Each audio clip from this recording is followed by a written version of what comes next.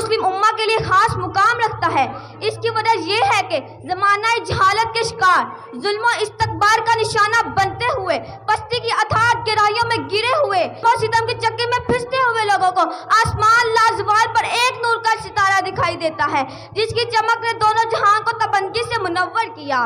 کہ 12 ربیع الاول کے دن حضرت بی بی آمنہ کے پاک گھر میں ولادت باسعادت احمد مختار آقائے دو جہاں سرکار دو عالم حضرت محمد صلی اللہ علیہ وسلم ہوئی تو طریق نے وہ سب دیکھا جو پہلے کبھی نہ ہوا تھا۔ کعبے کے بت منہ کے بل جا گرے، دنیا کے تمام آتش قدیں بجھ گئی، توحید کا پیغام انسانی راہوں میں داخل کیا،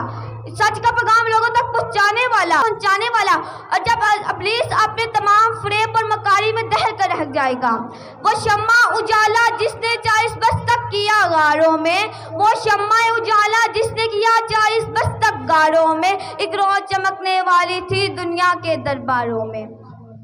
نائب صدر 12 ربیع الاول کے دن صبح صداقت کے وقت ایک شمع اجالا لیے پھرتی ایک ایسا چراغ جلا جس نے دونوں جہاں کے 12 ربیع الاول کے دن میرے نبی کے آنے سے نماز کو سرور مل گیا، سجدے کو تقدس مل گیا، جیب کو سجدہ مل گیا، بے سہاروں کو سہارا مل گیا، بے قراروں کو قرار مل گیا، آسیوں کو انعام مل گیا، متقیوں کو اکرام مل گیا، اور میں یوں کہوں تو بہتر ہوگا کہ میرے نبیوں کے آنے سے نبیوں کو امام مل گیا،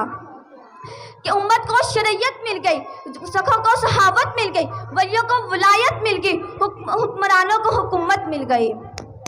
وَدَنَائے سَبُ الْحَتْمُ رسول مولا کل جس نے، وَدَنَائے سَبُ الْحَتْمُ رسول مولا کل جس نے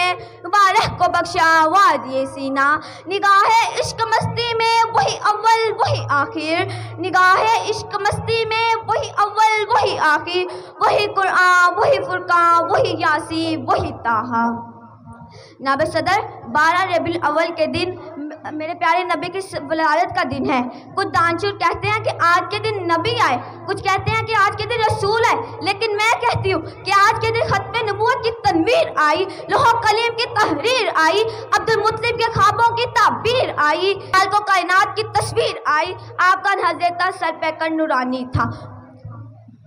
ایک نعت لکھنے والے نے کیا خوب لکھا ہے، ایک نعت لکھنے والے نے کیا خوب لکھا ہے، اب میری نگاہوں میں جچتا نہیں کوئی، اب میری نگاہوں میں جچتا نہیں کوئی، جیسے ہے میرے سرکار ویسا نہیں کوئی، تو ساتوں سی آنکھ نے دیکھا نہیں کوئی، تو ساتوں سی آنکھ نے دیکھا نہیں کوئی، یہ شان لطافت ہے کہ سایہ نہیں کوئی، اے ظرف نظر دیکھ مگر دیکھ ادب سے، اے ظرف نظر دیکھ مگر دیکھ ادب سے، میرے سرکار کا جلوہ ہے تماشا نہیں کوئی۔ آپ سب کو میری طرف سے جشن عید میلاد النبی مبارک۔